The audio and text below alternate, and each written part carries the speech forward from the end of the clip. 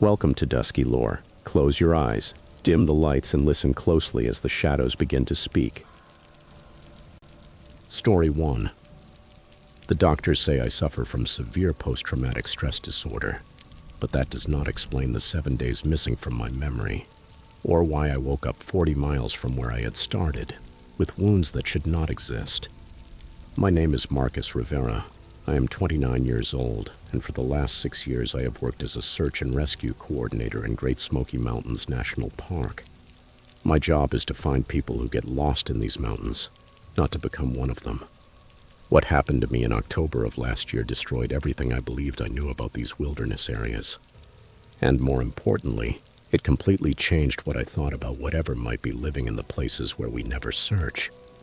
I had been coordinating rescue operations for almost a week without rest. 3 separate incidents involving lost hikers, all within a 10-mile radius of the Appalachian Trail near Cades Cove. The pattern unsettled me because it was not normal for so many people to become disoriented in the same general area, especially when they were experienced hikers who knew the terrain. The last case involved a 34-year-old man named David Chen, who had gone out hiking alone for 2 days before his family reported that he had not returned on time. His abandoned campsite was found with all of his gear intact.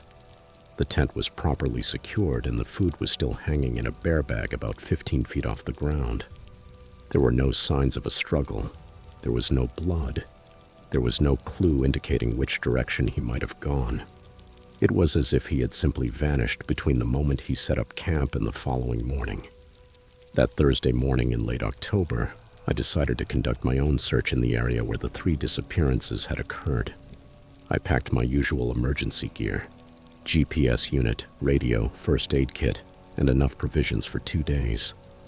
The weather forecast called for clear skies with nighttime temperatures dropping into the low 40s Fahrenheit.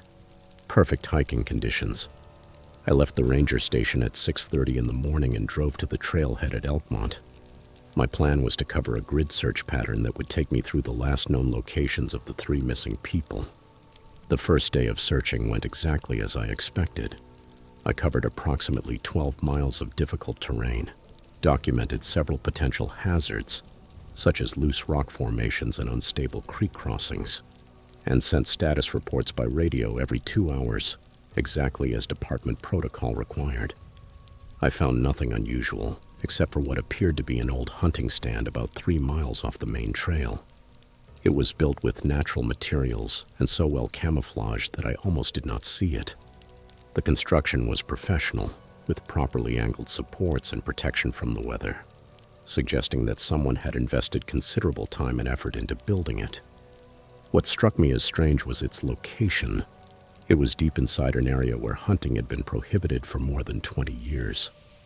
That night I camped near Porter's Creek, following all standard backcountry regulations. I secured my food properly, pitched my tent on level ground, away from possible rockfall areas, and made one final radio check at 8:15 p.m. The dispatcher confirmed that the signal was coming through clearly and recorded the coordinates of my position. That was my last memory for 7 days.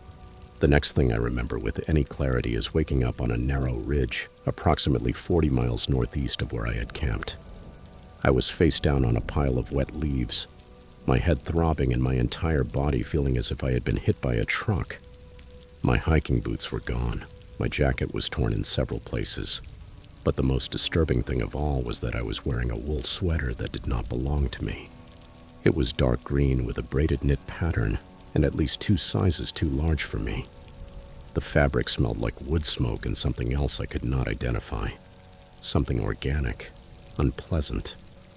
When I tried to stand up, I discovered that both of my ankles were badly bruised and swollen. My left shoulder had been dislocated and clumsily put back into place, leaving my arm almost unusable. I had scratches and cuts covering most of my exposed skin. Some were fresh and still bleeding. Others were partially healed, as if they were several days old. The most unsettling discovery was a series of small puncture wounds on my forearms. They were perfectly round and arranged at regular intervals, as if someone had been testing the edge of a knife or some other pointed instrument. My backpack was gone, along with all my emergency supplies, my radio, and my GPS unit. I had no way to determine exactly where I was or how to get back to a main trail. The terrain was unfamiliar to me, despite my extensive knowledge of the park's boundaries. I was seeing rock formations and tree patterns I had never observed in 6 years of working in those mountains. The vegetation was different too. There were species of ferns and mosses that seemed out of place for that elevation and climate zone. I spent the next 6 hours limping through dense forest, following what appeared to be animal trails that from time to time widened until they resembled old logging roads. I was severely dehydrated and increasingly disoriented when I finally heard voices in the distance. A group of day hikers found me staggering along a creek bed about 2 miles from the Cosby campground.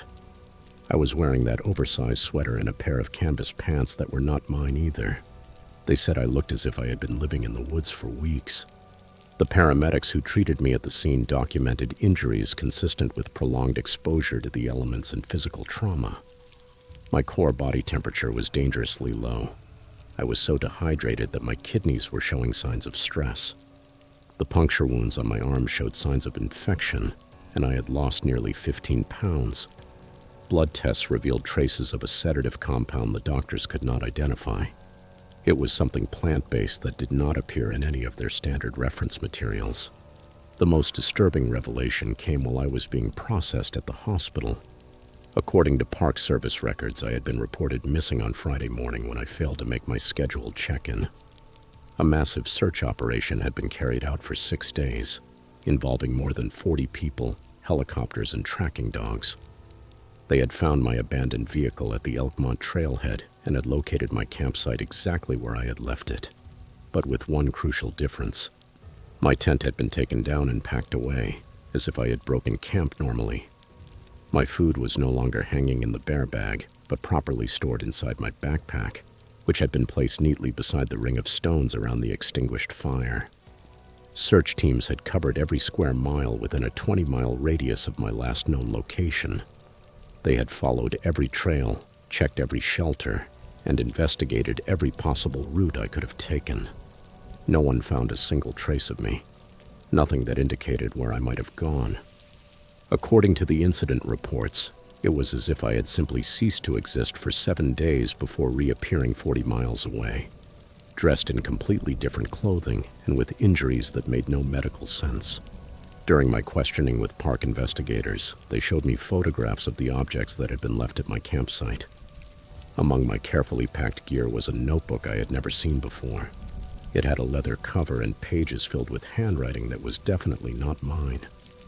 The text appeared to be some kind of observation log with detailed descriptions of hiking patterns, weather conditions, and what the author called harvest schedules. Most of the entries were dated over the previous 3 months, and all of them focused on the same general area where the 3 hikers had disappeared. The notebook contained rough maps marking locations throughout the park, with symbols indicating different types of shelters or hiding places. One page included a detailed drawing of the hunting stand I had discovered during my first day of searching, along with measurements and notes about capacity and seasonal use.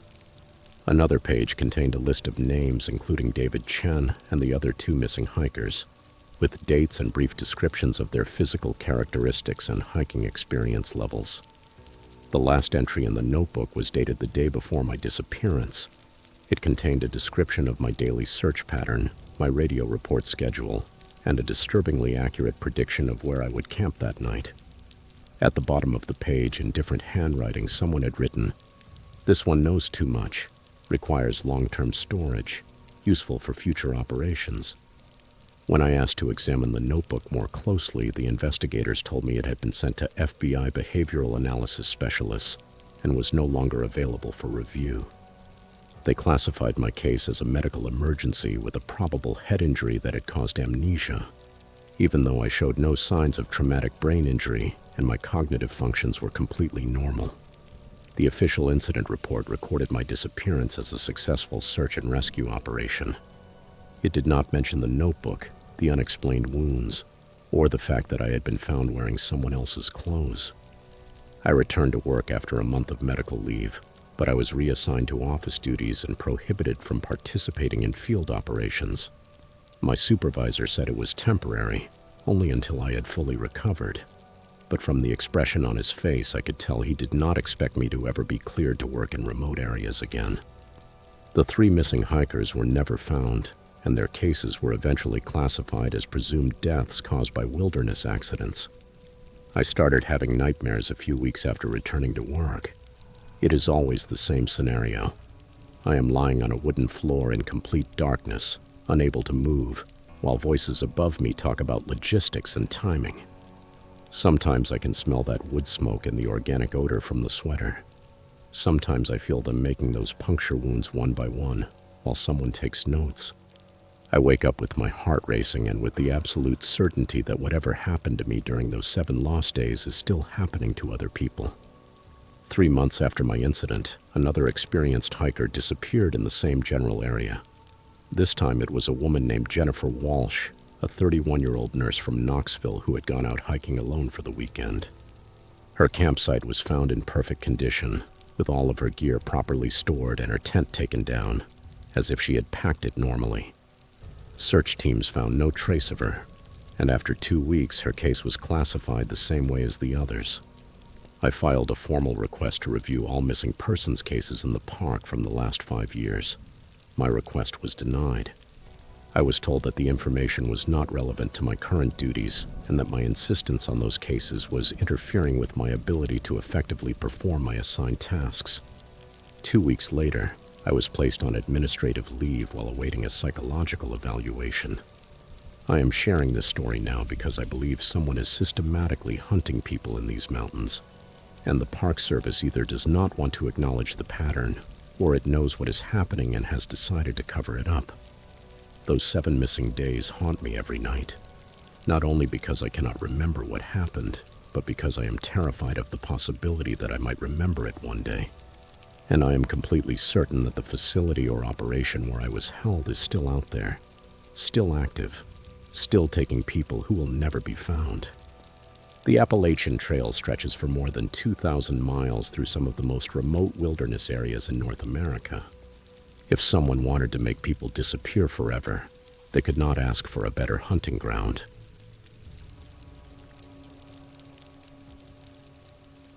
Story 2. I am sharing this because the families deserve to know the truth about what happened to the Appalachian youth group that disappeared in October 2019, and why only 3 of us managed to come back. My name is Diana Kowalski.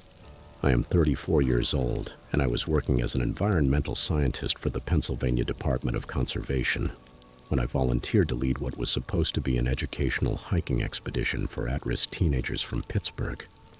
What began as a 3-day wilderness therapy program became the worst nightmare imaginable. And 4 years later, I still wake up screaming because of the decisions I had to make in order to survive. The Appalachian Youth Group was a nonprofit organization that worked with teenagers who had gotten into trouble with the juvenile justice system. The idea was to bring those kids closer to nature, teach them outdoor skills, and help them build confidence through controlled challenges in a wilderness environment. I had already collaborated twice before with the program, guiding day hikes and giving basic ecology lessons. When they asked me to lead a 3-day backpacking trip in October, I accepted without hesitation. Those kids deserved to see something beautiful. They deserved to experience the kind of peace and clarity that can only be found deep in the mountains. Our group consisted of 7 teenagers between the ages of 15 and 17, along with me and Marcus Thompson, a 28-year-old counselor who had been working with the program for 2 years. The kids were fairly representative of the kind of young people the program usually helped. They had tough exteriors that hid deep insecurities. Most came from broken homes, and all of them carried more emotional weight than any teenager should have to bear. There was Jaime Rodriguez, a 16-year-old girl who had been arrested for shoplifting, but who was actually one of the smartest young people I had ever met. There was also Devin Mitchell, 17, who used humor to hide his anger issues, though he had real leadership potential. Sarah Kim, 15, was quiet and observant. She had been caught vandalizing school property, but she was really expressing her artistic talent in the wrong place. The other four were Brandon Walsh, 16, whose parents had kicked him out of the house because of his drug use, even though he was genuinely trying to stay clean.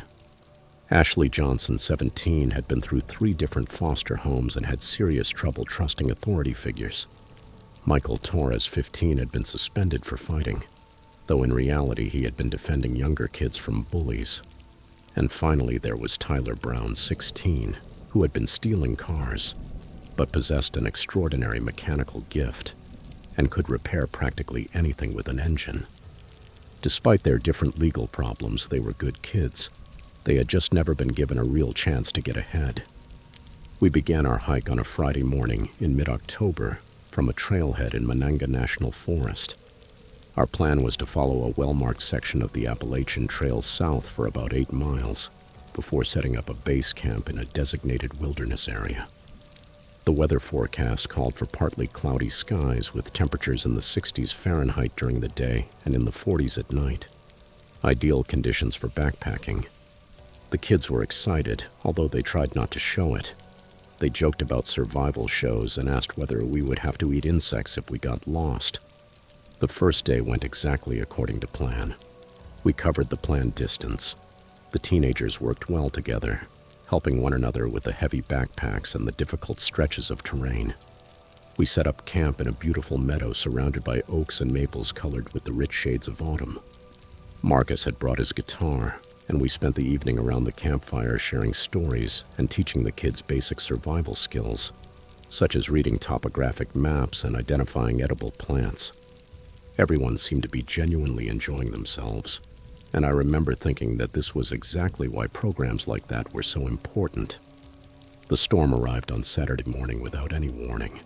The weather service had forecast scattered showers, but what appeared was a full-blown autumn storm with horizontal rain, wind gusts over 40 miles per hour, and temperatures that dropped 20 degrees in less than an hour. Our campsite, which the night before had seemed perfectly sheltered, was suddenly completely exposed to the elements. The kids' lightweight tents began to collapse, and it became clear that we needed to find better shelter immediately. Marcus and I made the decision to leave the established trail and head toward a valley we could see about 2 miles to the east.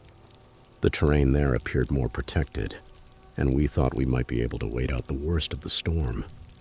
It was a reasonable decision based on the information we had at the time, but it was also the moment everything started to go wrong. The valley was not marked on any of our topographic maps, which should have been our first warning sign. The terrain was much more difficult than it looked from a distance, and the storm made navigation extremely complicated. By the time we reached the bottom of the valley, all of us were soaked, exhausted, and on the edge of hypothermia. The teenagers were scared, but they were trying to stay brave. They made jokes about being on a survival reality show and asked whether there would be immunity challenges. We found what appeared to be an old hunting cabin hidden among the trees. It was abandoned, but structurally it seemed solid enough to protect us from the wind and rain. Marcus and I decided to wait there until the storm passed before trying to return to the main trail. The cabin was larger than it appeared from the outside. It had 2 rooms and a stone fireplace that still worked properly. There were old supplies scattered around the place, rusted cans, sleeping bags covered in mold, and what appeared to be hunting gear from previous decades. But the most disturbing things were the personal objects we found. Hiking boots in different sizes, backpacks with name tags belonging to different decades, photographs of smiling hikers pinned to the walls as if they were trophies. Marcus and I exchanged worried looks, but we decided not to alarm the kids until we understood exactly what we were facing. The storm lasted 2 full days, far longer than any weather service had predicted. Our radio could not pick up any signal inside the valley, and our cell phones showed no service. We rationed the food carefully and kept the kids busy with games and survival lessons, but I could tell Marcus was growing increasingly worried about our situation. On the second night, while the teenagers were sleeping, Marcus showed me what he had found in the back room of the cabin. It was a journal written in several different styles of handwriting, spanning what appeared to be several decades. The entries described different groups of hikers who had sought shelter in the cabin over the years, most of them during severe weather events very similar to the one we were experiencing. The tone began kindly with observations about the weather and descriptions of the people taking shelter there. But as each journal progressed, the notes became darker. They described how food supplies dwindled, how the weather prevented them from leaving, and how difficult decisions had to be made in order to survive. The most recent entries were from 2003 and talked about a family of 4 who had gotten lost during an early winter storm. The handwriting became increasingly erratic as the entries went on, documenting the deaths of the parents and the difficult decisions the remaining family members had to make in order to survive until spring. The final entry was dated 6 months later and simply said, "The valley provides for those who understand its rules. The weak feed the strong. This is the natural order." Marcus and I spent the rest of that night whispering, trying to figure out how to get the group out of the valley once the storm ended. But when morning came, we discovered that Devin Mitchell had disappeared from his sleeping bag. We searched the cabin completely and found the back door open, leading to a narrow trail that went deeper into the valley. The rain had stopped, but the paths were muddy and dangerous. Against my better judgment, we decided to follow the trail and search for Devin instead of leaving immediately. The path led to what appeared to be the remains of an old mining operation, with several collapsed structures and rusted equipment scattered around a large clearing. We found Devin at the bottom of an old mine shaft, his neck broken from the fall. The teenagers were traumatized, and several of them wanted to know why that area was not on our maps and why there were no safety barriers around such obvious hazards. Marcus climbed down to recover Devin's body, while I tried to keep the 6 remaining kids calm and focused, concentrating them on getting out of the valley. That afternoon, as we were preparing to leave, Sarah Kim disappeared. One moment she was helping pack the gear, and the next she was gone.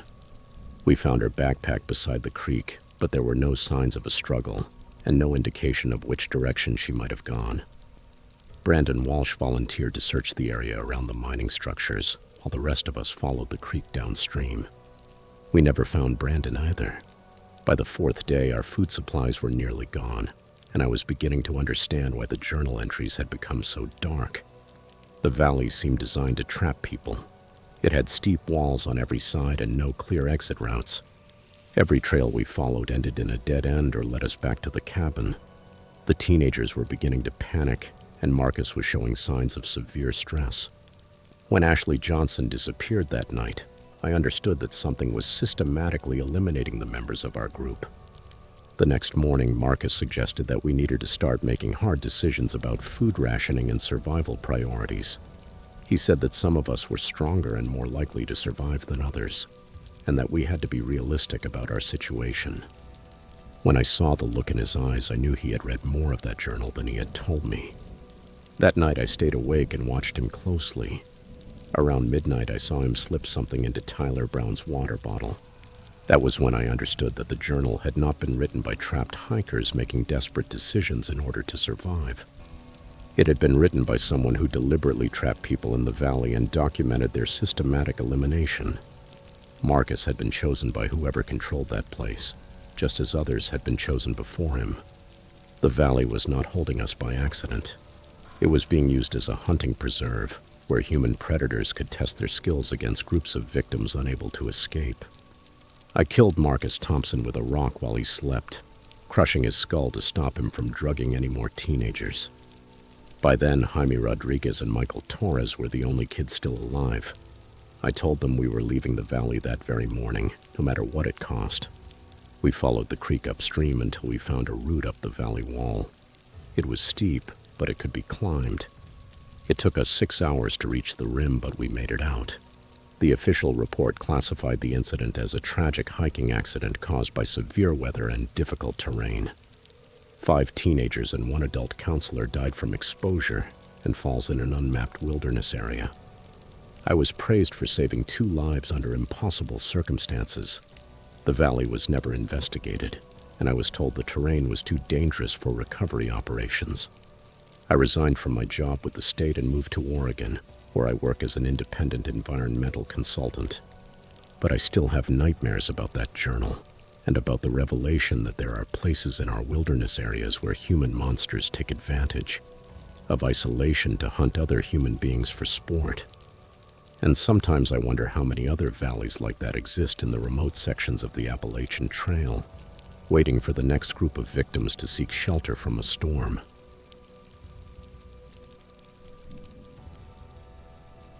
Story 3. After 35 years working in law enforcement, I thought I had seen everything. I moved to Virginia's Blue Ridge Mountains looking for peace and quiet. Instead, I found something that had been hunting hikers for longer than anyone could imagine. My name is Vincent Nakamura. I am 61 years old, and I am a retired police detective from Sacramento, California. I came to the Shenandoah Valley in 2018 to enjoy my retirement, maybe do some hiking, and get away from the urban violence that had consumed most of my career. What I discovered in these mountains made my worst homicide cases look like simple parking tickets. I bought a small cabin about 3 miles from Front Royal, Virginia, right on the edge of Shenandoah National Park. The property had been on the market for 2 years because most buyers considered it too isolated, but that isolation was exactly what I was looking for. The cabin sat on 12 acres of densely wooded land, with a creek running through the back of the property. The Appalachian Trail passed less than half a mile from my rear fence line, and during peak season I could hear hikers talking and laughing as they walked through there. For the first 6 months, retirement was exactly what I had hoped for. I spent my mornings drinking coffee on the front porch, listening to the birds and watching deer graze in my yard. I started woodworking, went back to reading books, and began exploring the network of trails that crossed the Blue Ridge Mountains. The local community was friendly but respected privacy. For the first time in decades, I felt truly relaxed. The first sign that something was wrong came in early spring of 2019, when I began noticing patterns in the missing persons reports published in the local newspaper. The Front Royal Gazette ran a weekly public safety section that included summaries of police calls and Park Service incidents. Most were routine matters like minor crashes or noise complaints. But over the course of 3 months, I counted 7 separate reports of hikers who had failed to return from planned trips on the Appalachian Trail. 7 missing hikers in 3 months seemed like an unusually high number for a relatively small section of the trail, especially because most of the disappearances involved experienced hikers who knew the terrain. As a retired detective, I could not help noticing patterns that others might overlook. All 7 hikers were traveling alone.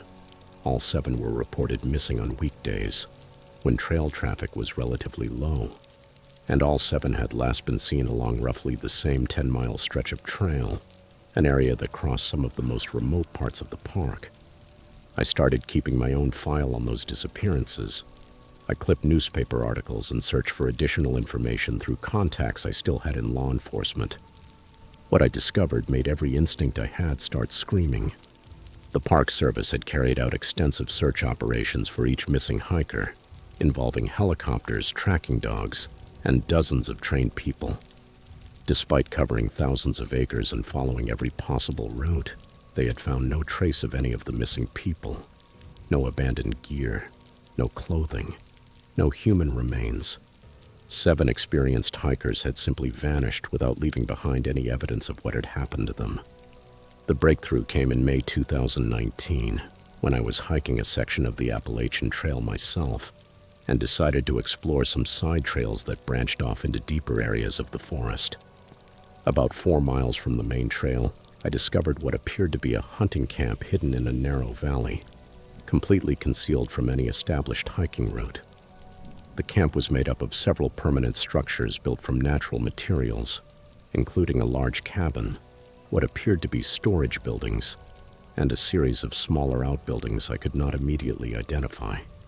The construction was professional quality, with proper foundations, weather protection, and even what looked like a solar power system partially hidden beneath camouflage netting. This was not a temporary hunting camp or an improvised survival shelter.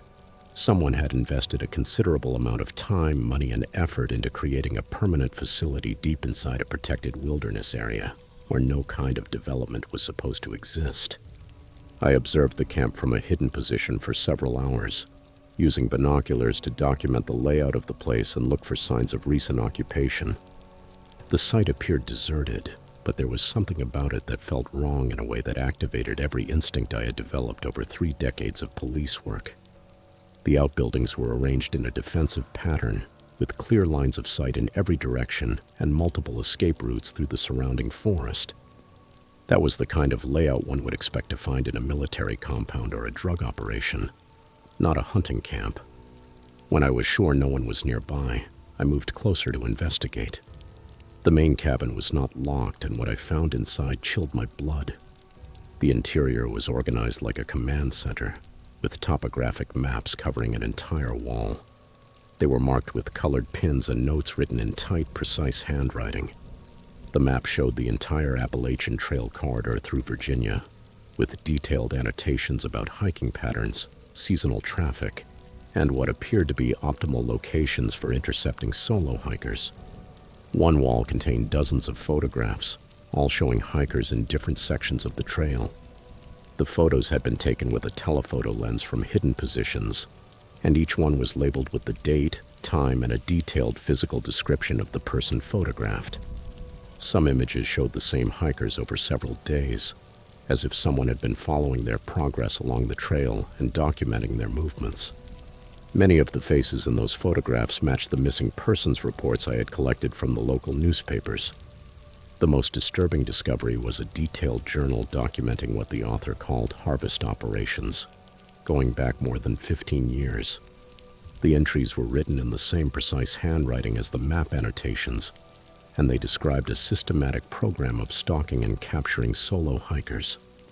The journal contained detailed victim profiles, including their hiking experience, physical condition, equipment, and estimated survival capabilities. Each entry ended with clinical notes about elimination methods and lessons learned for future operations.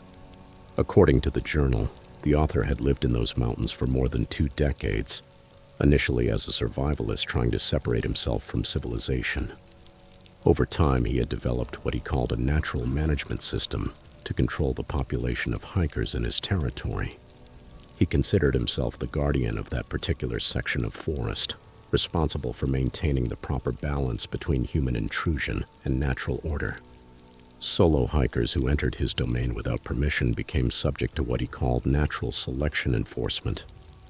The journal entries described in horrible detail how victims were captured using various methods, from simple pit traps disguised as natural hazards to more sophisticated techniques that included staged emergencies or false trail markers that led people into dead-end ravines. Once captured, the victims were held in underground facilities built beneath the main compound, where they were systematically studied before being eliminated. The author seemed especially interested in testing human survival capabilities under controlled conditions, documenting how long people could survive with limited food, water, and shelter. I photographed every page of the journal, every map annotation, and every photograph on the walls before leaving that compound as quickly as possible. Back at my cabin, I spent the rest of the night reviewing the evidence and trying to process what I had discovered. This was not simply a serial killer operating in the woods. It was someone who had turned a section of the Appalachian Trail into his personal hunting preserve, where he had been systematically murdering hikers for more than 15 years without anyone noticing the pattern. The next morning, I drove to the Virginia State Police headquarters in Culpeper and requested a meeting with the detective division. I brought copies of all the evidence I had collected, along with my analysis of the missing persons pattern and the location coordinates of the hidden compound. The detective who interviewed me was professional but skeptical. He pointed out that I was a retired officer from another state, with no jurisdiction in Virginia, and that what I was describing sounded like something out of a horror movie. However, when I showed them the photographs and journal entries, his attitude changed completely. In less than 2 hours, I was meeting with a joint task force that included state police detectives, FBI agents, and Park Service investigators. They knew that the number of missing hikers in the area was statistically unusual, but they had not connected the disappearances to a single perpetrator operating from a permanent base. The raid on the compound was carried out 3 days later by a heavily armed tactical team. They found the facility exactly as I had described it, but it was completely abandoned. All the maps, photographs, and journals had been removed, along with any other evidence of the operation. However, the underground facilities described in the journal were still there, dug into the bedrock beneath the main cabin, with sophisticated ventilation and drainage systems. The underground complex consisted of 6 separate chambers, each approximately 10 by 12 feet, with heavy steel doors and electronic locking systems powered by the solar array. The chambers contained evidence of prolonged human occupation, including improvised beds, waste facilities, and what appeared to be observation equipment. Forensic analysis found DNA evidence belonging to at least 12 different individuals, including several people who matched missing persons reports from the previous 5 years. The investigation team also discovered a network of hidden trails and observation posts spread across a 20-square-mile area, all connected by buried communication cables and monitored through camouflaged cameras. The entire system had been designed to track and intercept hikers along a large section of the Appalachian Trail corridor, creating what amounted to a high-tech hunting preserve where victims could be selected and captured without anyone noticing their disappearance until it was already too late. Despite the large amount of evidence and the recovery of human remains in several locations around the compound, the person responsible for these crimes was never found. The investigation team believed he had been monitoring law enforcement communications and abandoned his operation before the raid could be carried out. They also suspected he had backup facilities in other remote places, possibly in different states, where he could continue his activities. The compound was dismantled and the underground chambers were sealed, but the case remains officially open. The FBI task force continues monitoring missing persons reports along the entire Appalachian Trail corridor, looking for patterns that might indicate the perpetrator has resumed his operations somewhere else. New hiker safety protocols were also implemented, including mandatory check-in procedures for anyone planning to hike alone in remote areas. I still live in my cabin near Front Royal, but I no longer hike alone, and I keep detailed records of all suspicious activity in the area. Sometimes at night, when the wind blows through the trees and I can hear hikers talking on the distant trail, I wonder if he is still out there somewhere, watching and waiting for the right opportunity to resume his harvest operations. The Appalachian Trail stretches for more than 2,000 miles through some of the most remote wilderness areas in the United States, and there are thousands of places where someone could build another compound without ever being detected. What terrifies me most is understanding that this individual had operated successfully for more than 15 years without anyone noticing the pattern. How many other predators might be using our wilderness areas as hunting grounds, taking advantage of the isolation and the assumption that people who disappear in the mountains have simply fallen victim to natural hazards? The mountains are full of secrets, and some of them are more dangerous than any wild animal.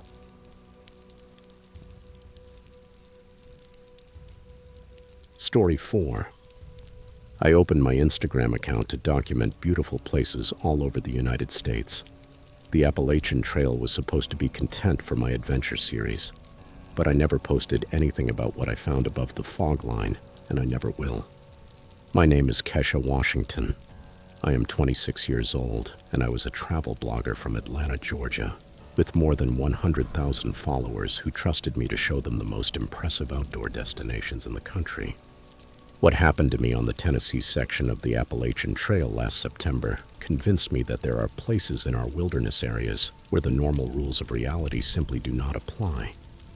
I had been building my brand as an adventure travel influencer for 3 years, focusing on content about solo hiking and camping for women, with the intention of encouraging other women to go out and explore nature. My followers loved the combination of striking photography, practical hiking advice, and honest conversations about the challenges of exploring remote places as a woman traveling alone. The Appalachian Trail had been on my content calendar for months, and I had planned a week-long solo hike through the Great Smoky Mountains to create material for a series of posts about overcoming fear and pushing personal limits. My plan was to start at Newfound Gap and hike north about 40 miles over 5 days, documenting the changing fall colors and sharing daily updates about the challenges and rewards of long-distance hiking. I had invested heavily in professional camera equipment, including a drone for aerial shots, and I carried enough external batteries and memory cards to document every aspect of the experience. This was supposed to be the content series that pushed my follower count over 150,000 and attracted the kind of sponsorship deals that would allow me to turn travel blogging into a full-time career. The first 2 days went exactly as I had planned. The weather was perfect, with clear skies and temperatures in the 70s Fahrenheit during the day and in the 40s at night. The autumn foliage was at its peak color, offering the kind of dramatic landscapes that perform very well on social media. I was averaging 12 miles per day, which left me plenty of time to set up shots, write captions, and upload content during the evening hours, when I had cell signal at the higher elevations. My followers loved the series. Every post received thousands of likes and hundreds of comments from people saying the photos were inspiring them to plan their own hiking adventures. Several outdoor gear companies had contacted me to discuss possible collaborations, and I was already planning follow-up trips to other sections of the trail. Everything was going perfectly until the morning of the third day, when I encountered something that completely changed my understanding of what was possible in those mountains. The night before, I had camped at a designated backcountry site near Clingman's Dome, and I started hiking before dawn to capture some dramatic sunrise shots, with the light filtering through the forest canopy. The trail was clearly marked and well-maintained, following a ridgeline that offered spectacular views of the surrounding valleys. About 2 hours after starting the hike, while the morning mist was beginning to dissipate, I noticed that I was approaching what appeared to be a solid wall of fog stretching across the entire mountainside. The fog line was perfectly horizontal, as if someone had drawn a line across the landscape exactly at 4,500 feet of elevation. Below that line, the morning was clear and bright, with unlimited visibility in every direction. Above it, the fog was so thick that I could barely see 10 feet in front of me. I had encountered mountain fog before, but never anything like this. The boundary between clear air and total opacity was so sharp and defined that it seemed artificial. I decided to climb into the fog to get some atmospheric shots for my content series. Fog can create incredibly dramatic photographic conditions, and I thought my followers would love seeing the contrast between the clear views below and the mysterious conditions above. I switched my camera to manual focus and began documenting my ascent into what I assumed was simply an unusual weather phenomenon. The moment I crossed the fog line, everything changed. The temperature dropped at least 20 degrees instantly, and the air became thick and wet in a way that made it difficult to breathe. More unsettling still, the fog seemed to dampen sound in an unnatural way. I could no longer hear birdsong, the buzzing of insects, or even the sound of my own footsteps on the trail. The silence was so absolute that I could hear my own heart beating and the sound of blood moving through my ears. My GPS unit lost signal immediately, which was strange because I was still on a high ridge with clear sky above the fog layer. My phone showed no service, even though I had been receiving a strong signal only a few minutes earlier. Most disturbing of all, my compass began spinning uncontrollably, unable to find magnetic north. I had been hiking for years and had never encountered conditions capable of affecting multiple navigation instruments at the same time. I decided to keep walking for a few more minutes to see whether conditions improved, but instead they became increasingly strange. The trail, which below the fog line had been clearly marked and well-maintained, began to look overgrown and difficult to follow. The white blazes marking the Appalachian Trail seemed to fade and disappear, replaced by markers of different colors that I did not recognize. Some were painted in faded red, others in blue or yellow, and they did not seem to follow any logical pattern or direction. After about 20 minutes of walking in those conditions, I encountered another hiker coming from the opposite direction. That should have reassured me, but it actually felt deeply unsettling. He was an elderly man carrying gear that looked like it came from the 1970s, including a heavy canvas backpack and leather hiking boots that had been out of style for decades. His clothes were clean and in good condition, but the styles did not match modern hiking equipment at all. When I greeted him out loud, he stopped and looked at me with a confused expression, as if he had never seen someone dressed like me before. He asked me what year it was. At first, I thought it was a strange joke until I realized he was completely serious. When I told him it was 2023, he became visibly upset and said that was impossible. because he had only been hiking for 2 days since leaving his car at the trailhead in 1978. He insisted that it was still October 1978 and that I was wrong about the current date. I tried to show him my phone as proof of the year, but he reacted as if he had never seen a smartphone before. He examined it carefully, turning it over in his hands and asking me how the screen could show moving images without being connected to a television. When I tried to explain digital technology to him, he looked at me as if I were speaking another language. The conversation became increasingly surreal until he finally said he needed to keep hiking to meet his hiking partner, who was waiting for him at a shelter they should have reached hours earlier. After he disappeared back into the fog, I tried to process what had just happened. Either I had encountered someone with serious mental health problems who was living inside some kind of elaborate fantasy, or something was terribly wrong with the conditions above the fog line. I decided to turn around and return to the clear area below, but when I tried to retrace my steps, I could not find the trail I had used to climb into the fog. I spent the next several hours walking aimlessly through the fog, trying to find a way back down into the clear area. Every direction I tried seemed to lead me deeper into the mountains, and the trails I followed branched and changed in ways that made no logical sense. During that time, I encountered 2 other hikers. Both claimed to be from different decades, and both seemed genuinely confused about the current date and modern technology. One was a young woman who insisted it was 1985. She was wearing bright neon hiking gear that looked like it had just come out of a store. She was carrying a Walkman and kept asking me why my music player did not have a cassette deck. The other was a middle-aged man who claimed it was 1992 and became extremely nervous when I could not explain why I did not recognize the brands on his gear, all of which had apparently been discontinued decades earlier. The most disturbing thing about these encounters was that all 3 hikers seemed to be experiencing time normally from their own perspective. They said they had been hiking for only a few hours or a few days, and they showed no signs of having been lost in the wilderness for decades. Their gear was clean, their food supplies were fresh, and they seemed to be in good physical condition. It was as if time moved differently for each person above the fog line, with everyone trapped in their own temporal bubble while sharing the same physical space. By late afternoon, I began to seriously worry about my ability to find my way back to the main trail. The batteries in my camera equipment were draining at an abnormal rate, and several of my electronic devices had stopped working completely. The fog showed no sign of lifting, and I began to wonder whether I would be able to find my way out before nightfall. That was when I found something that convinced me I had to get out of that area by any means necessary. I was following what appeared to be a trail marker when I reached a small clearing where dozens of backpacks and pieces of hiking gear had been arranged in neat rows, as if someone had been collecting them for years. The gear spanned several decades, from modern ultralight equipment to heavy canvas packs that looked as though they belonged in a museum.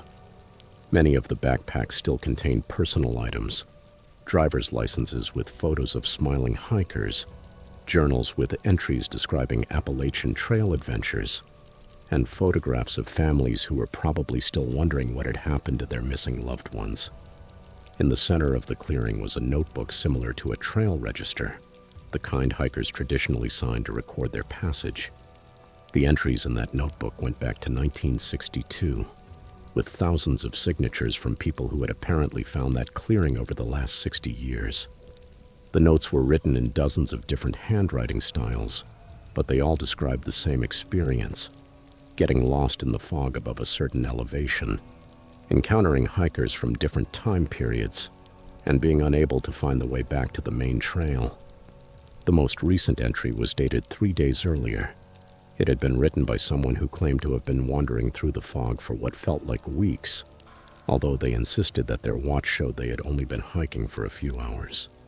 They wrote that they had encountered hikers from every decade since the 1960s, all trapped in the same area and all experiencing time differently. The final line of their entry said, "I think this place collects people. I think it has been collecting them for a very long time." I ran out of that clearing as fast as I could, crashing through brush, ignoring the trail markers, driven by pure panic and the desperate need to return to normal reality. I have no idea how long I ran or which direction I went, but eventually I broke through the fog line and found myself back in the clear area below. When I checked my phone, I discovered that I had been above the fog line for less than 3 hours, even though it had felt like an entire day. I walked straight to the nearest trailhead and drove back to Atlanta without stopping, abandoning my planned content series and never posting any of the images I had captured above the fog line. When I reviewed the photos and videos later, most of the files were corrupted and impossible to recover. They showed only static or distorted images that made no sense. The few clear images I managed to capture showed landscapes and trail markers that do not appear on any official map of the Appalachian Trail. I never returned to that section of the trail, and I have never told anyone the full story of what happened above the fog line. But sometimes I search online for reports of missing people on the Appalachian Trail, and I recognize faces from the driver's licenses I saw in that clearing. People who disappeared decades ago, whose families probably assume they died from exposure or falls, but who may still be wandering above the fog line, trapped in their own personal time loops and wondering why they cannot find their way home. There are places in our wilderness areas where the normal rules of physics and time do not seem to apply, and the Appalachian Trail crosses some of those places. If you ever encounter a perfectly horizontal fog line that seems to cut across an entire mountainside, do not cross it. Some boundaries are not meant to be explored, and some mysteries are too dangerous to solve.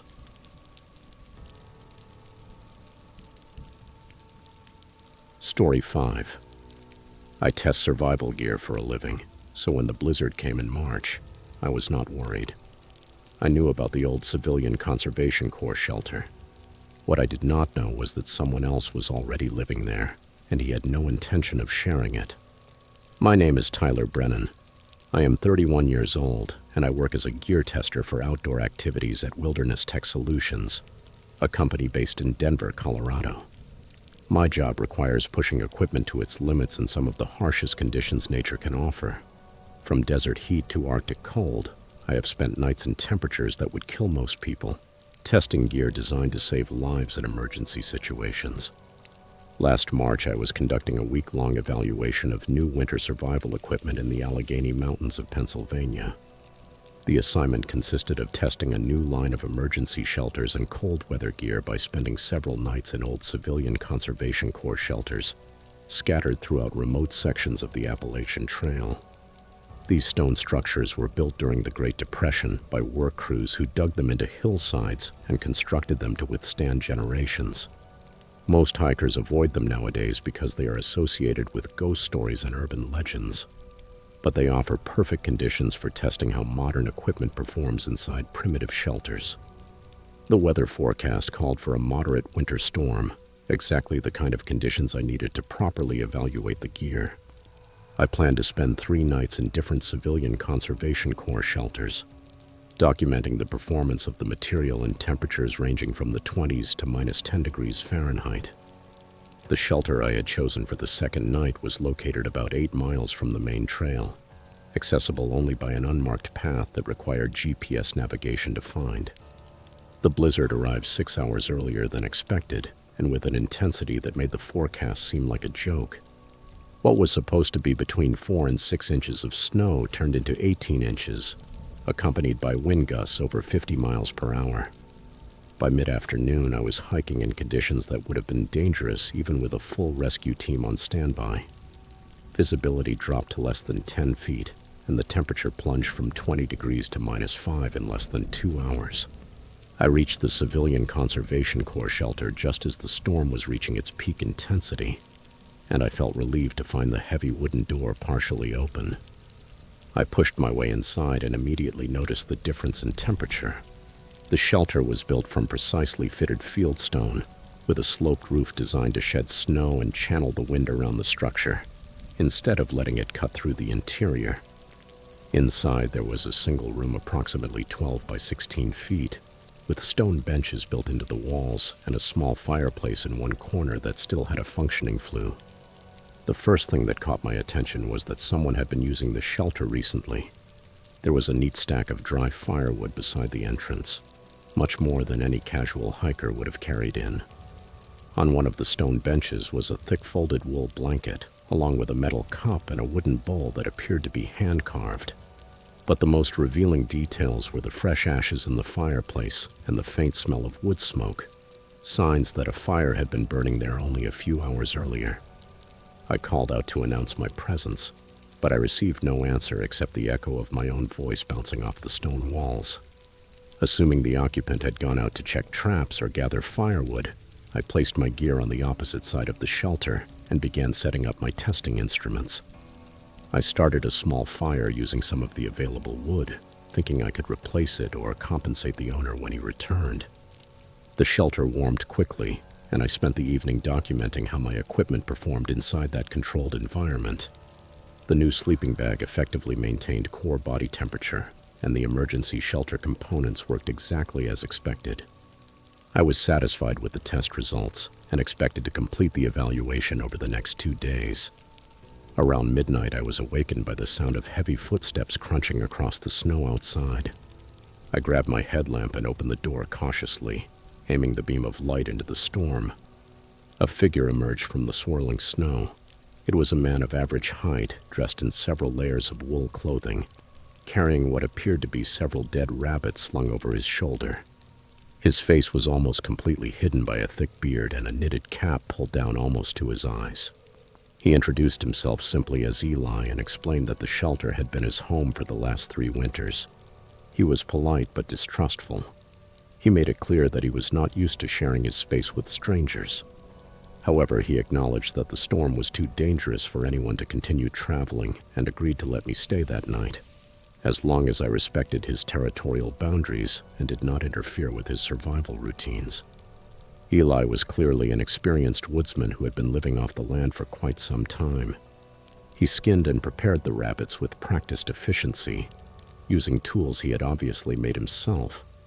He shared some of the meat with me, cooked over the fire in a way that showed he had perfected the technique out of necessity, not recreation.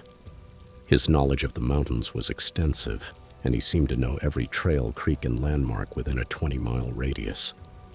As the night went on, our conversation revealed that Eli had been watching the area for signs of other people and had detailed knowledge of hiking patterns on the remote paths. He mentioned several hikers who had passed through the area over the previous months, describing their gear, apparent experience level, and planned routes with unsettling precision. When I asked him how he had gathered such detailed information, he explained that he maintained a network of observation posts throughout his territory and made it his personal responsibility to know who traveled through his domain. The next morning, I discovered that some of my gear had been moved during the night. My water bottles were partially empty, and my backup knife had disappeared from my backpack. When I confronted Eli about it, he admitted taking the knife but claimed it was a necessary precaution. He said he had learned to be suspicious of anyone carrying weapons inside his territory, because armed strangers almost always meant trouble for someone living the way he did. The storm continued through the second day with no sign of letting up. Eli became increasingly agitated as the hours passed, frequently checking the door and windows as if he expected something dangerous to appear. He told me that extreme weather often pushed desperate people to do desperate things, and that isolated shelters like that attracted individuals running from the police or from other dangerous situations. That afternoon, while Eli was outside checking his trap lines, I noticed other objects inside the shelter that I had not seen before. There were several backpacks of different sizes and styles hidden behind one of the stone benches, along with hiking boots, water bottles, and other personal items that clearly belonged to different people. When I examined the objects more closely, I found identification cards and wallets belonging to at least 4 different hikers, all with recent dates. When Eli returned, I confronted him about the objects I had found. His attitude changed completely. He became hostile and defensive. He claimed the things belonged to hikers who had stayed in the shelter over the last few years and had left belongings behind when they departed. But his explanation did not account for the personal IDs or valuables that no hiker would willingly abandon. That night, Eli's behavior became increasingly erratic. He blocked the door when I tried to leave, saying that something was stalking the area and that it was too dangerous for anyone to leave the shelter. He insisted that several hikers had disappeared from that area over the last 2 years and that their bodies had never been found. When I pointed out that he seemed to know an unusual amount about those disappearances, he became aggressive and accused me of being an undercover law enforcement agent. On the third morning, with the storm finally beginning to calm, I decided it was time to leave, regardless of Eli's objections. I packed my gear quickly and headed toward the door, but discovered that it would not open. Eli was standing guard with my stolen knife in his hand and made it very clear that he had no intention of letting me leave. He claimed that anyone who knew about his shelter and his activities represented a threat to his survival, and that he could not allow me to report his presence to the authorities. That was when I understood that the objects I had found belonged to hikers who had never left that shelter alive. Eli had been using the Civilian Conservation Corps shelter as a base for hunting human prey, taking advantage of severe weather conditions to trap victims who had no choice but to seek protection. The rabbit traps around the perimeter were probably supplemented by more sophisticated devices designed to capture or incapacitate people. The confrontation that followed was brief but violent. Eli had experience surviving in the wilderness, but not in hand-to-hand combat. I managed to disarm him and recover the knife, but when I tried to open the door, I discovered that it had been blocked from the outside with some kind of mechanical device. Both of us were trapped inside the shelter, and someone else was controlling our situation. Through the small window, I could see a figure moving among the trees about 50 yards away. The person was wearing modern winter clothing and appeared to be watching the shelter with binoculars. When they realized I had seen them, they disappeared into the forest, but I managed to make out what looked like a radio or some communication device in their hand. I spent the rest of that day trying to force the door open and call for help using my emergency beacon. My cell phone had no signal, but I managed to send a GPS distress signal that included my exact coordinates and a message stating that I was being held against my will. I also used the chimney to create smoke signals, hoping someone would notice the unusual activity and investigate. Eli grew increasingly panicked when he realized his operation had been compromised. He admitted that he did not work alone and that other people were involved in what he called forest management activities. According to him, there was a network of individuals using remote shelters and cabins throughout the Appalachian Mountains to intercept and eliminate hikers who represented security risks, or who were simply unlucky enough to cross paths with their operations. Late that night, I heard vehicles approaching through the snow. A search and rescue team had responded to my emergency beacon and followed my GPS coordinates to the shelter. They found the external locking mechanism and freed me from what had essentially become a prison. Eli had disappeared through what turned out to be a hidden exit in the rear wall of the shelter, probably escaping through a tunnel system connected to other points in the area. The subsequent investigation revealed that the Civilian Conservation Corps shelter had been extensively modified over the years, with hidden compartments, escape routes, and storage areas that were not part of the original construction. Authorities found evidence that several people had been held there against their will, including personal belongings belonging to at least 8 different hikers who had been reported missing over the previous 3 years. The case remains under investigation by a joint task force that includes state police, the FBI, and Park Service law enforcement. They believe an organized network is operating in the remote areas of the Appalachian Trail, using isolated shelters and cabins to target solo hikers in small groups who would not be missed for days or even weeks. The network appears to have been active for several years and may be responsible for dozens of disappearances that were previously attributed to natural causes or accidents. I returned to my work testing survival gear, but I no longer work alone in remote areas, and I avoid any place that does not have reliable communication with the outside world. The experience taught me that the greatest dangers in wilderness areas are not always natural threats like weather, terrain, or wild animals. Sometimes the most dangerous predators are those who have learned to use our natural areas as hunting grounds, where they can operate without interference from police or the presence of witnesses. The Appalachian Trail crosses thousands of square miles of remote wilderness, where a person could disappear without a trace. If you are planning to hike alone through isolated areas, make sure someone knows exactly where you will be and when you are expected to return. And if you find abandoned shelters or structures that show signs of recent modifications or unusual activity, do not investigate alone. Some mysteries in the wilderness are too dangerous to solve without backup.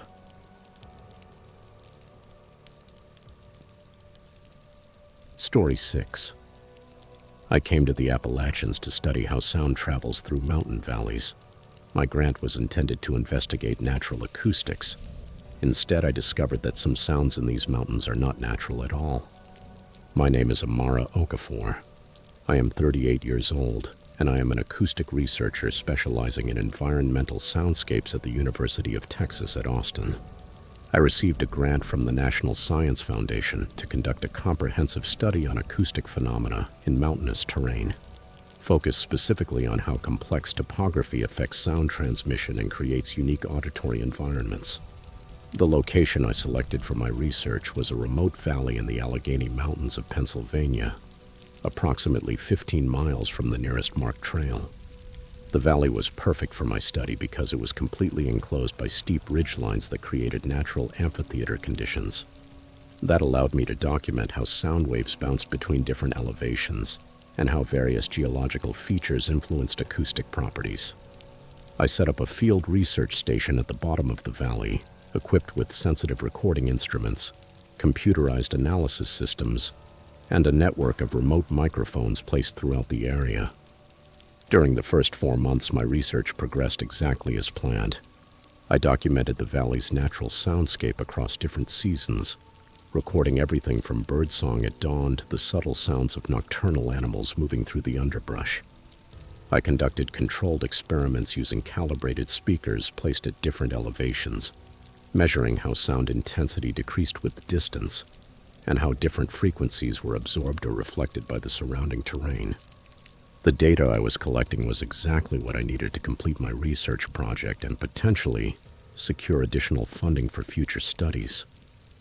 The first anomaly appeared in late October, hidden within a routine nighttime recording session. While reviewing the audio files from the previous night, I detected a low-frequency hum that lasted approximately 47 minutes. It began just after midnight and ended abruptly at 12:47 a.m. The frequency remained constant at 28 Hz, well below the range of most natural environmental sounds, and seemed to emanate from multiple locations at the same time rather than coming from a single point of origin. At first, I assumed the sound was some form of mechanical noise, possibly coming from mining equipment or industrial activity in a nearby valley. However, when I consulted topographic maps and contacted local authorities, I discovered that there were no active mining operations within a 50-mile radius of my research site, nor any industrial facilities capable of generating the type of sustained low-frequency sound I had recorded. Over the following weeks, the anomalous recordings became more frequent and more complex. In addition to the low-frequency hum, I began capturing what sounded like rhythmic tapping patterns, electronic interference similar to digital communication signals, and most unsettling of all, what appeared to be human voices speaking in fragments of different languages. The voices always sounded distant and distorted, as if they were being transmitted through several layers of electronic processing.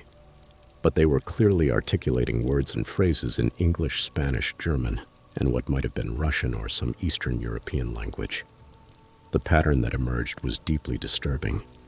The anomalous sounds only occurred between midnight and 3 a.m., always when atmospheric conditions were most stable, and natural ambient noise was at its lowest point. The voices seemed to be participating in some kind of communication, with different speakers responding to one another through time delays that suggested they were transmitting from several locations within the valley and possibly beyond. I expanded my monitoring network, placing additional microphones at higher elevations, and using directional recording equipment to try to locate the source of those transmissions. What I discovered challenged everything I believed I knew about the acoustic properties of natural environments. The sounds were not originating from a single place, but were being generated by a sophisticated network of hidden audio devices that had been installed throughout the valley ecosystem.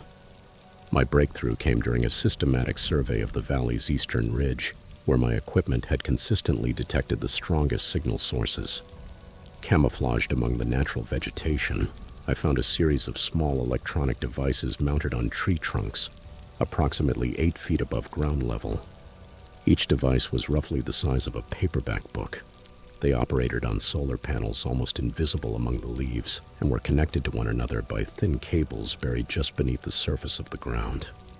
The devices were clearly professional-grade equipment, manufactured to military specifications and designed for long-term deployment in hostile environments. Each unit contained a small speaker, a sensitive microphone, and what appeared to be a digital processing system capable of receiving, modifying, and retransmitting audio signals. The network extended throughout the entire valley, with more than 30 individual units working in coordination to create a complete acoustic manipulation system. Following the buried cables led me to a much larger installation, hidden beneath a dense stand of hemlocks on the valley's northern slope. What I initially thought was a natural rock formation turned out to be a carefully camouflaged bunker, built from reinforced concrete and covered by years of accumulated forest debris.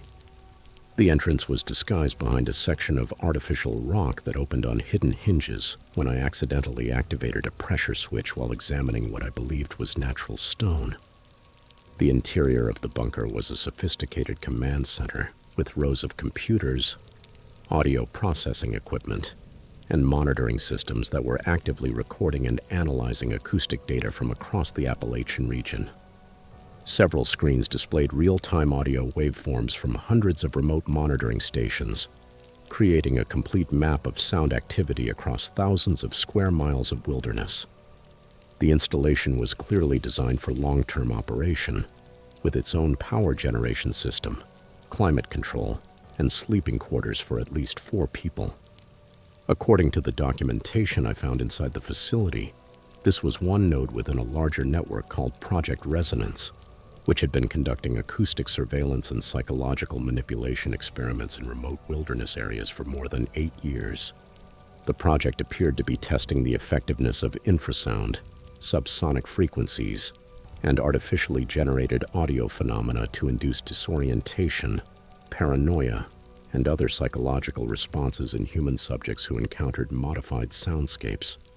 The target subjects were primarily solo hikers, hunters, and researchers who spent extended periods alone in remote areas where their psychological responses could be monitored without interference from other people.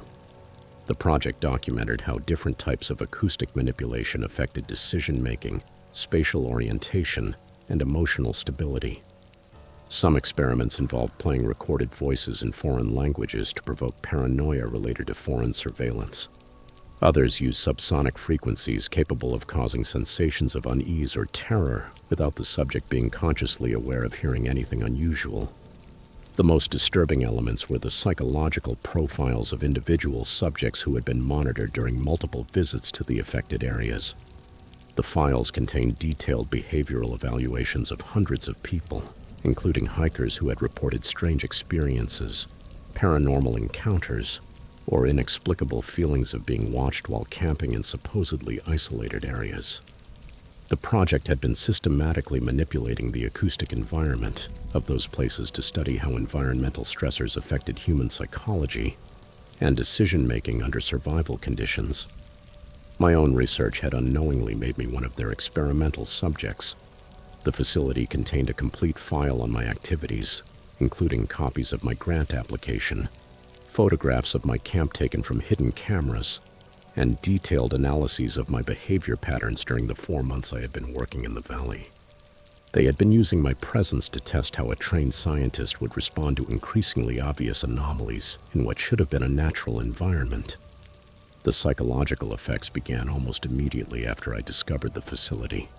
Although I intellectually understood that the sounds I had heard were artificially generated, I began experiencing severe anxiety, insomnia, and auditory hallucinations. I heard whispered conversations inside my tent at night, electronic beeps when no equipment was active, and that distinctive low-frequency hum even when I was far from the valley. The manipulation had been more effective than I had realized, conditioning my nervous system to respond to acoustic triggers that continued to affect me even after I understood their artificial nature. When I attempted to document my findings and report the illegal surveillance operation to the appropriate authorities, I encountered a series of bureaucratic obstacles that suggested the project had official protection at some level of government. My university supervisors advised me to abandon the research and move to another field site, citing unspecified safety concerns. My equipment began failing in ways that seemed like deliberate sabotage, not natural malfunctions. The final warning came in the form of a midnight visit to my camp by two individuals dressed in civilian clothes who identified themselves only as federal contractors. They informed me that my continued presence in the area was compromising an ongoing national security operation, and that I would be held legally responsible for any disruption of authorized research activities. They handed me a non-disclosure agreement forbidding me from speaking about my discoveries, and offered me significant financial compensation in exchange for my silence.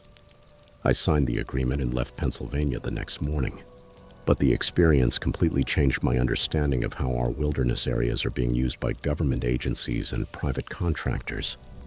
The acoustic manipulation techniques I discovered represent a sophisticated form of psychological warfare being tested on unsuspecting civilians who venture into remote areas where they expect to encounter only natural phenomena. Since leaving the valley, I have moved to the Pacific Northwest, where I work as an independent acoustic consultant for environmental organizations. However, I continue monitoring reports of strange acoustic phenomena in wilderness areas, and I have identified similar patterns of unexplained sounds in remote locations throughout the western United States. The network of acoustic manipulation facilities appears to be much larger than the single installation I discovered in Pennsylvania. The most disturbing aspect of this experience is realizing that our most remote and supposedly untouched natural areas may be completely monitored and manipulated by technologies we never see and never suspect. When hikers report hearing strange sounds, feeling inexplicably anxious in certain places, or experiencing the sensation of being watched in seemingly isolated areas, they may not be imagining things or encountering supernatural phenomena. They may be unwilling subjects of psychological experiments designed to test the limits of human perception and mental stability.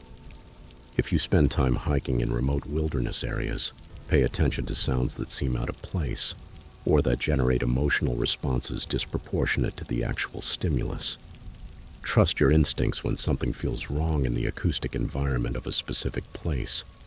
And remember that not every sound you hear in nature is as natural as it seems. Sometimes the forest is listening to you more closely than you are listening to it. And sometimes the most effective predators are the ones you never see, never hear, and never suspect are there.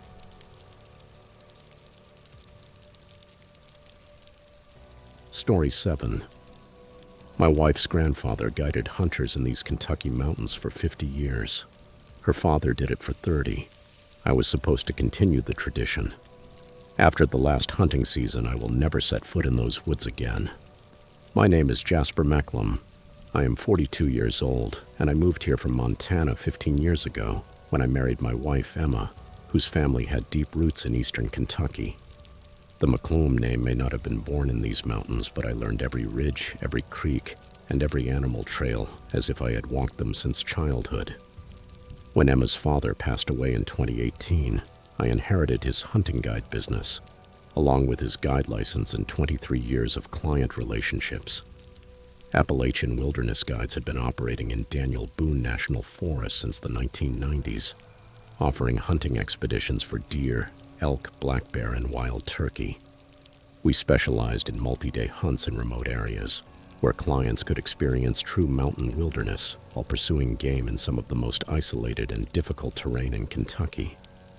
The business was successful because I understood that city hunters needed more than someone who simply showed them where the animals were. They needed someone capable of keeping them alive in territory that could kill an unprepared person in a dozen different ways. I knew which ridges were stable and which had loose shale that could send you tumbling down into a ravine. I knew which hollows flooded during heavy rain and which creek crossings turned into deadly, impassable traps when the water rose.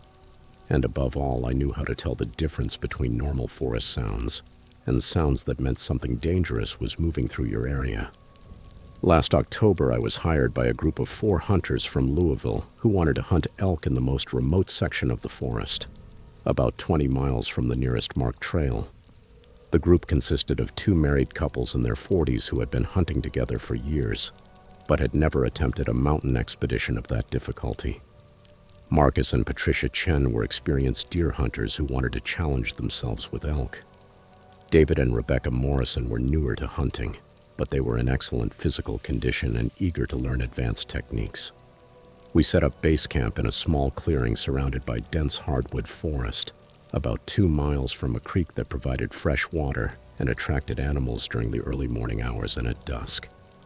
The location was perfect for elk hunting because it offered multiple approach and escape routes, while also being far enough from any human activity that the animals felt safe using the area to feed and rest. The first 3 days of hunting went exactly as planned. We spotted several small herds of elk and managed to get into position for multiple shooting opportunities. Marcus successfully took down a mature bull elk on the 2nd day, and David harvested a cow on the 3rd day. Both kills were clean and ethical, and the hunters were thrilled with their success. We spent the 4th day processing the meat and preparing it for transport, intending to hike out the following morning. That night, while we were sitting around the campfire discussing the details of the hunt, Patricia mentioned that she had been hearing strange sounds during the night. She described them as whispered conversations in a language she did not recognize, coming from different directions around our camp. When I asked her for more details, she said the voices seemed to move in a circle around us, always staying just beyond the reach of our flashlights, and that they seemed to be talking about our group in a way that made her feel extremely uncomfortable. I told the group that remote wilderness areas often produce acoustic phenomena that can sound like human voices, especially when the wind moves through rock formations or dense vegetation. I had heard similar stories from other clients over the years, and I attributed them to the psychological effects of spending time in unfamiliar and potentially dangerous environments. However, Patricia insisted that what she was hearing was definitely human speech, and that the speakers seemed to know details about our hunt and our personal lives that no stranger could know. The next morning, we broke camp early and began the long hike back toward our vehicles. The trail was difficult, but well marked, and we made good progress despite carrying heavy packs loaded with elk meat and hunting equipment. We stopped for lunch at a creek crossing about halfway back to the trailhead, and that was when Rebecca Morrison disappeared. She had been walking 3rd in our single-file line, directly behind her husband David, and in front of Patricia Chen. When we stopped to rest and eat, David turned around to hand Rebecca his water bottle and discovered that she was no longer there. We immediately backtracked along the trail, calling her name and searching for any sign of where she might have separated from the group. We found her backpack approximately a quarter mile behind us, placed carefully beside the trail, as if she had deliberately left it there. But there was no indication of which direction she had gone or why she had removed the backpack. We spent the rest of that day and all of the next day conducting an intensive search of the area around where Rebecca had disappeared. I used every tracking technique I knew, following animal trails, checking creek beds, and examining every possible route she might have taken. The other hunters spread out in a grid pattern, calling her name and listening for any response. We found no footprints, torn clothing, signs of a struggle, or evidence that she had been attacked by a wild animal. On the 2nd night of the search, Marcus Chen disappeared as well. He had volunteered to take the first watch while the rest of us got some sleep. When David woke up at 2 a.m. to relieve him, Marcus was gone. His rifle was still leaning against the tree where he had been sitting, and his coffee cup was still warm, indicating that he had disappeared only minutes after David fell asleep. Now there were 3 of us left in an area where 2 experienced adults had vanished without leaving any trace. I made the decision to get out of there immediately and contact the authorities, instead of continuing the search with our reduced group. We packed only the essential survival gear and began walking toward the trailhead before dawn, moving as quickly as the terrain allowed. During that forced march, I began to notice signs that someone or something was following us. It stayed parallel to our route, but hidden inside the dense forest. The sounds were subtle but constant.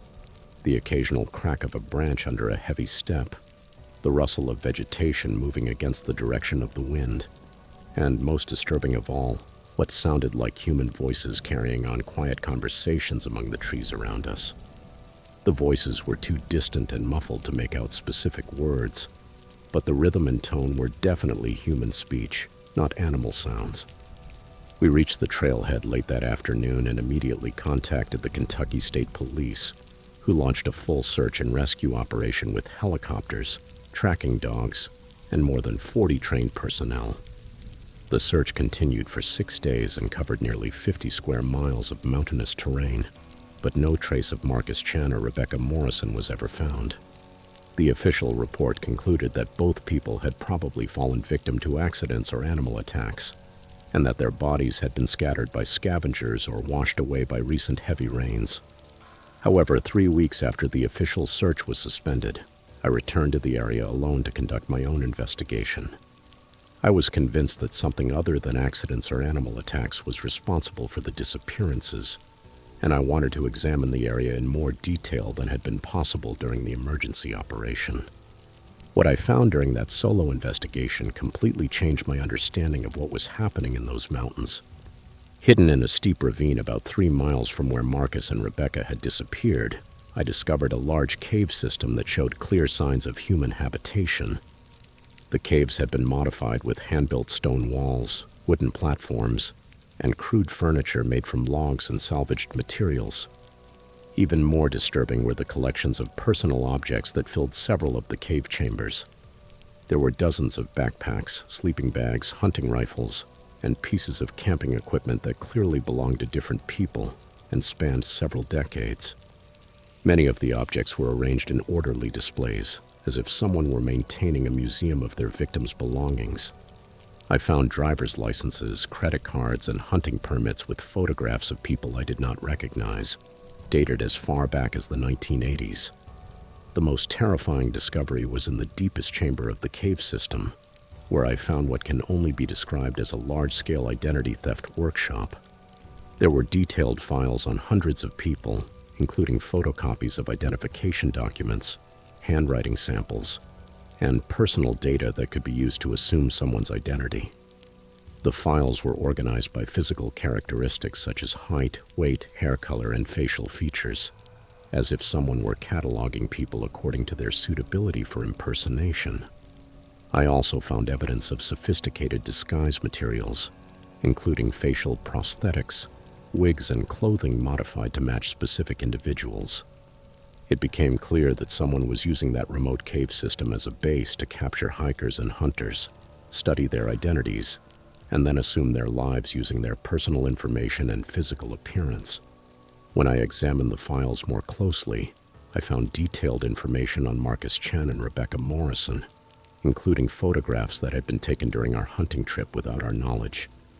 The files contained their home addresses, employment information, family details, and financial records that could only have been obtained through extensive surveillance and investigation.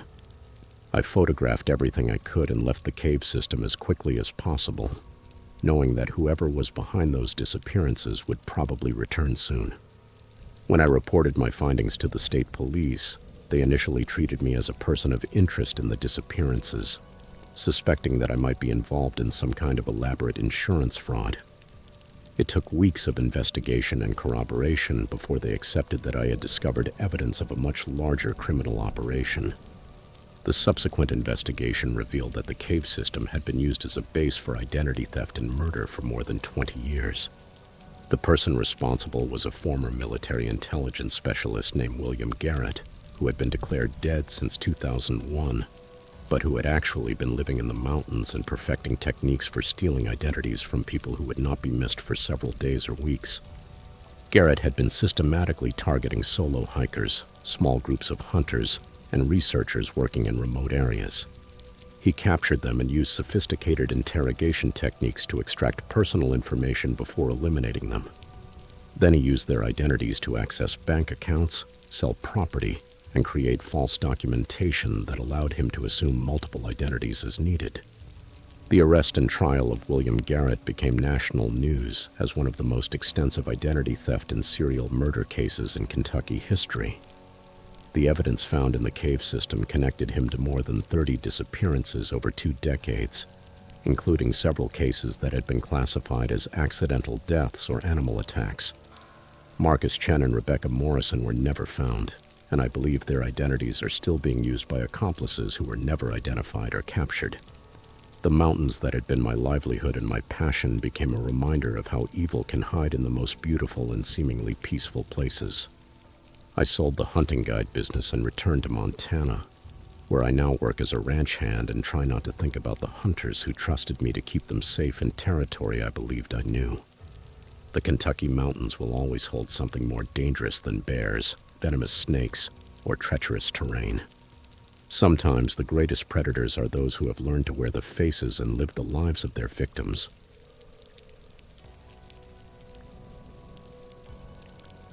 Story 8. I moved to North Carolina to help with Appalachian trail maintenance because I wanted to help people. Trail angels are supposed to exist to offer support and comfort to hikers, but I discovered that some angels are actually something much darker. My name is Isabella Fernandez. I am 35 years old, and I relocated to the Blue Ridge Mountains from Phoenix, Arizona in 2019, after burning out from 10 years working as a paramedic in urban emergency services.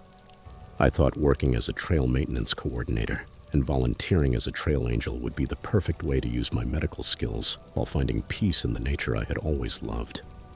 Trail angels are volunteers who offer help to long-distance hikers. They can provide anything from rides to grocery stores and hot meals to emergency medical care and safe places to rest. The trail angel community along the Appalachian Trail is legendary for its generosity and dedication to helping strangers complete one of the most challenging hiking adventures in North America.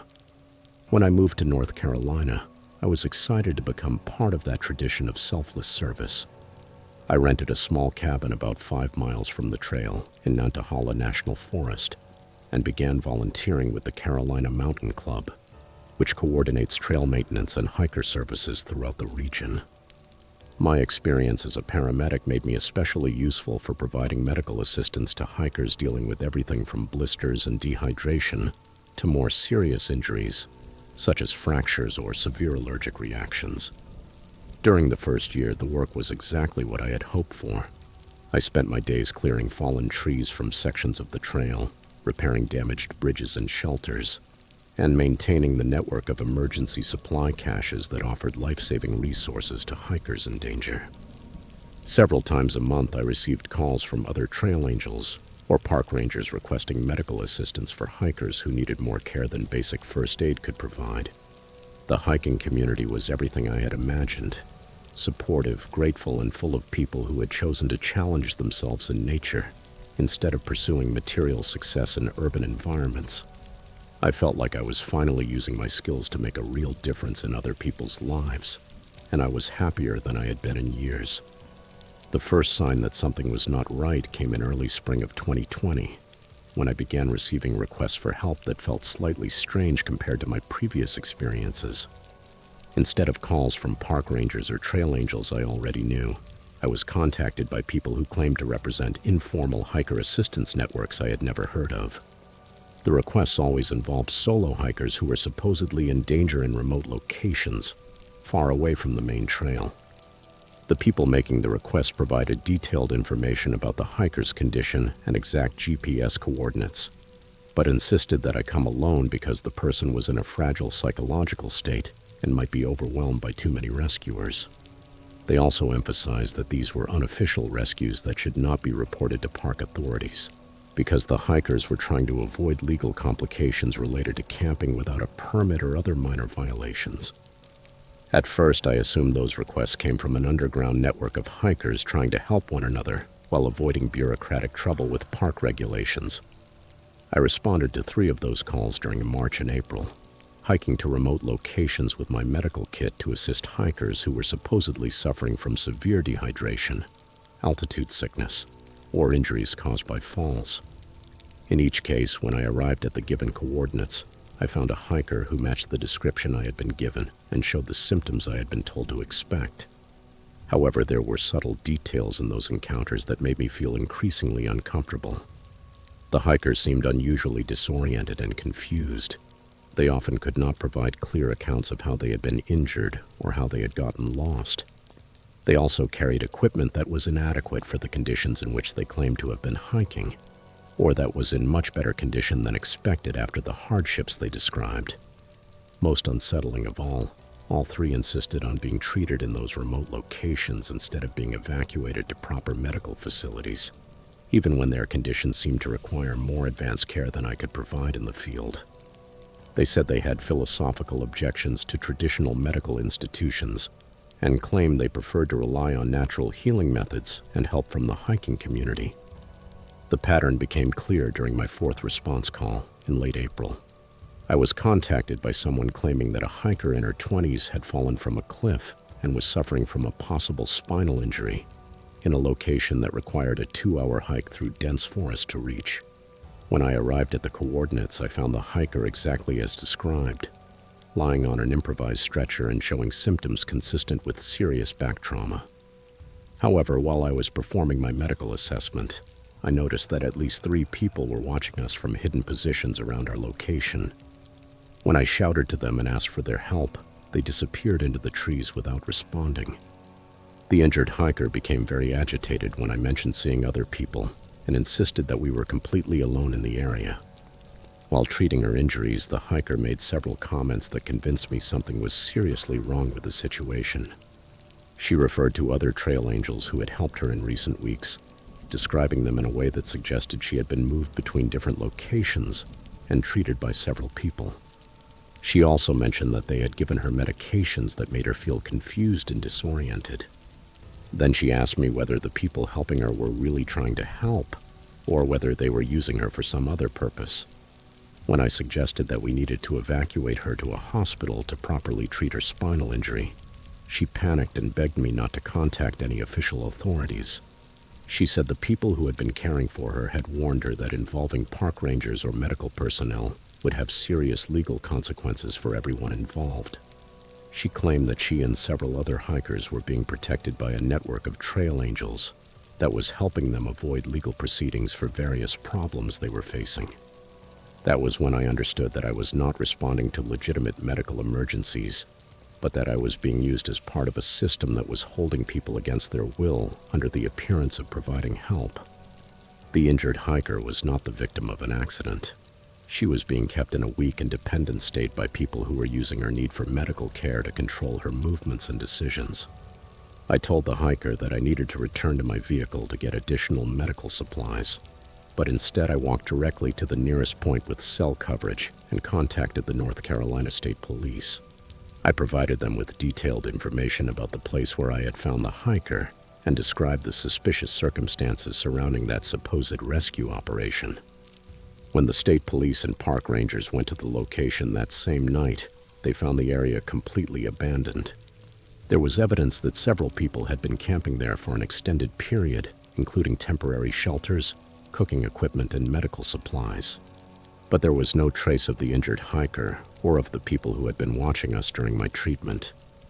The investigation that followed revealed that I had uncovered a human trafficking operation that was using the reputation and network of real trail angels to identify and capture vulnerable hikers.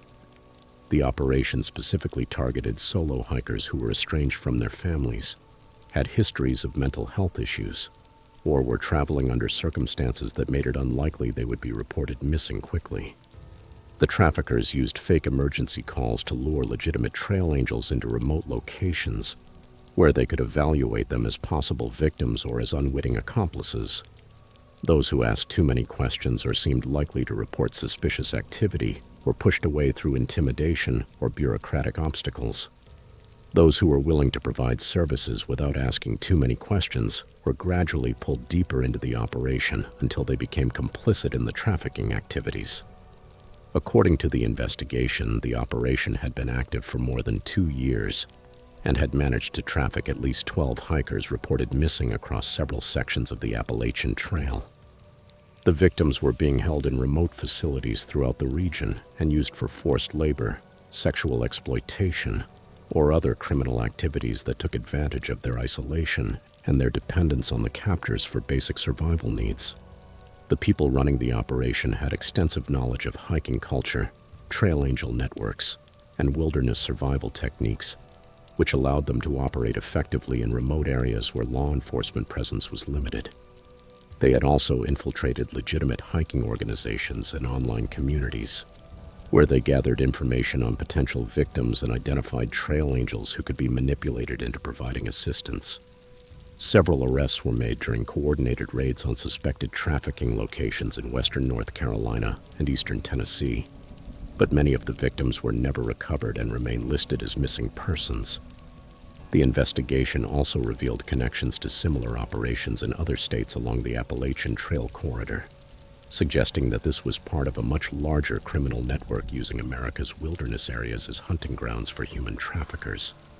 I testified in the trials of the people who were arrested, but the experience completely changed my relationship with the hiking community and with the natural areas I had considered safe refuges from urban violence. I returned to Arizona less than 6 months after the investigation and went back to working as an urban paramedic, where at least the dangers are visible and predictable. The trail angel community along the Appalachian Trail has implemented new safety protocols and verification procedures to prevent similar infiltration by criminal organizations, but the damage has already been done. Hikers who once trusted that any offer of help came from genuine Good Samaritans now have to carefully evaluate whether the people offering them support might have hidden motives. The wilderness areas that attract people seeking peace and spiritual renewal have been contaminated by predators who understand that our desire to trust and help one another can be turned into a weapon against us. Sometimes the greatest danger in nature is not bears, snakes, or natural hazards. It is the people wearing the masks of helpers and protectors while hunting victims who will never be found.